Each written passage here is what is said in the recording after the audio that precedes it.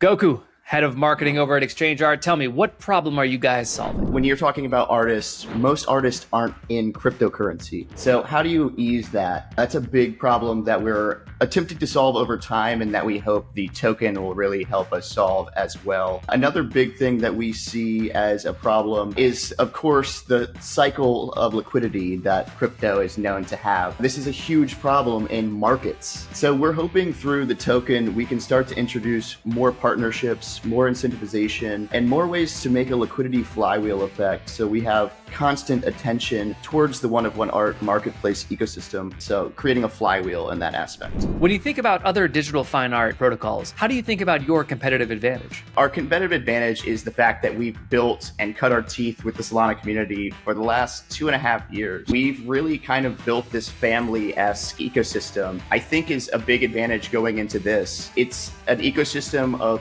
creators and collectors who have been at a niche of this larger crypto ecosystem and now are getting more directly involved with the protocol that they've called home. What kind of traction have you guys seen so far? Since our launch, we have probably had around 26,000 creators come through our door, resulting in around $27 million in cumulative sales. About 350,000 artworks have been sold on Exchange Art, and that's generated us around 1.2 million in fees. Let's talk a little bit about the token. Can you explain how the token's going to function within the protocol? We found that oftentimes with token ecosystems, it's a quick flash in the barrel, and that's what we've spent a good amount of time avoiding. So through the use of our relationships that we've built in this ecosystem for the last 2 years, we are kind of branching out with and trying to provide ways where we can work with those partners to have a token flywheel effect for our creators to actually be able to utilize, whether it be a product, whether it be an unlock, whether it be some sort of event. So that's one part of where we see the token fitting in. Of course, the ability to transact art with the art token. What about your tokenomics? Can you describe the art token's tokenomics a bit? So the art token will be 1 billion total tokens, 10% unlocked upon airdrop. 25% of that will be going to investors and advisors with a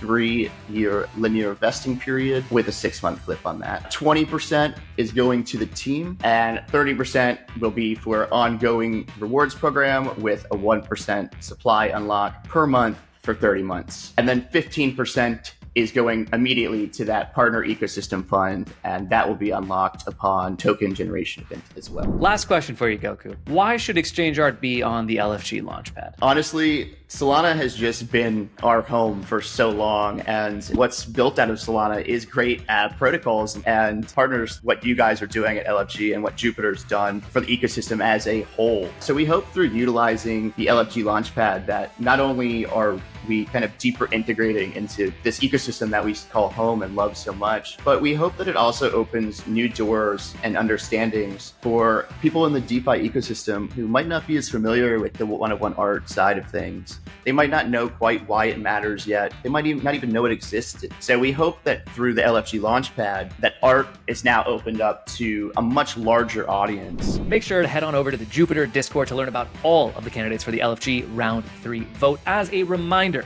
active staking rewards mean that you are going to get rewarded no matter who you vote for. So the only thing that matters is that you do your research and vote your conscience who is going to be the best candidate for the Jupiter ecosystem. See you on the vote.